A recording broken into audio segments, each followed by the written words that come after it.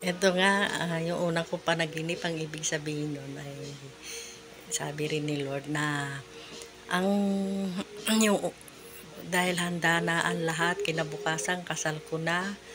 Pero ang pinakaimportante ay wala pa pala yung lalaking papakasalan ko o magpapakasal sa akin, hindi ko pa man lang nakikita o nakikilala. 'Di ba mahiwaga yun? Ang ibig sabihin nun ay magkakapag-asawa ako na hindi ako makakasal. Yun nga, nangyari ang kinatatakutan ko kasi noon takot ako makapag-asawa kaya umiiwas ako sa mga manliligaw noon. Kahit may mga manliligaw ako, hindi ko sila pinapansin noon, mga foreigner pa o yung mga balikbayan na Pilipino. Talagang umiiwas ako. Kaya lang dito sa papa nila na balikbayan na Saudi boy, hindi ko nakaiwas dahil siya pala nakatadhana sa akin, kapalaran ko, di ba? Yung nga yung dahil naloko niya ako, nadaya niya ako, kahit pumunta ako sa bahay nila, ay single, pero may matuklasan ka pala doon, ganun ba?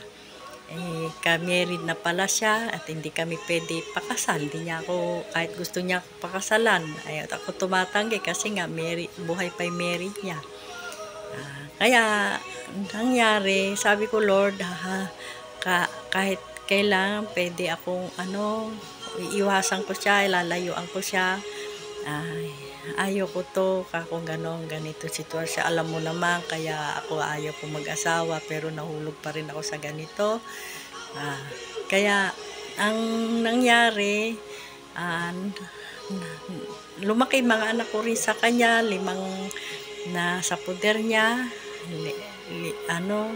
Yun ang naging dahilan kaya hindi ako makaalis kasi nga 5 yung naging anak namin, taon-taon na parang bubuntis, hirap ako maglihi, parang hindi pa ako pinapatay na nakahiga lang ako, suka ko na suka, isang dahilan kaya hindi ako makaalis noon, parang may nahad lang na umalis ako.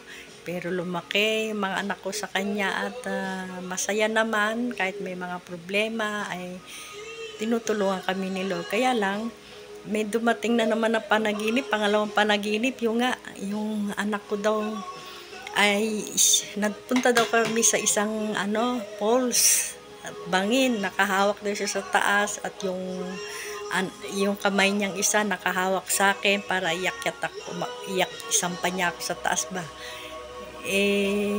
Unti-unti nadudulas na kamay ko hanggang sa nahulog na nga ako. Siyempre baba yung tubig. Paghulog kong gano'n, napasigaw ko. Paghulog kong gano'n, napahiga ako sa isang kawayan na kariton. Doon ba naman ako napahiga? Kakataka, no? Hanggang sa umaagos yung tubig, kasi doon ako nakasakay sa kariton na yon.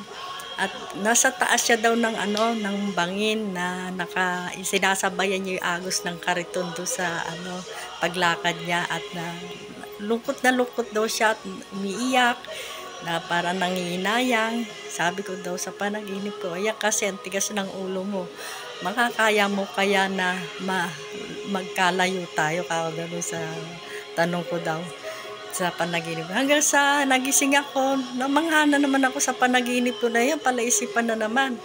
At panaliwanag naman nila ko ano ibig sabihin nun, na magkakalayo talaga kami. Sabi ko nga kay Lord, handa naman po ako malayo sa Kanya, Lord. Bigyan mo lang ako ng signal kung kailan ako lalayo sa Kanya. Kasi yung mga anak ko nun, ayaw kong iwan sa Kanya. Gusto ko kung lalayo kami, kasama ang mga anak ko. Kaya yun, Lord.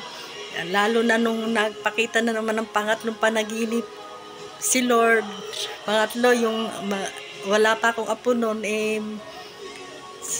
pinakita yung baby sa akin na meron daw akong baby na kanino kayang anak to, ibang lahi, sabi ko gano'n, na nakahiga sanggulpe. Tapos pangalawang panaginip ko, kanino kaya, yun na naman daw tanong ko, kanino kaya anak to na ibang lahi, foreigner, gano'n, lalaki. Tapos binibihisan ko daw, palaisipan sa akin kung kaninong anak yun.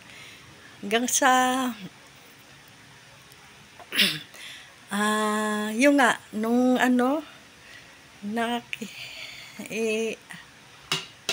teka,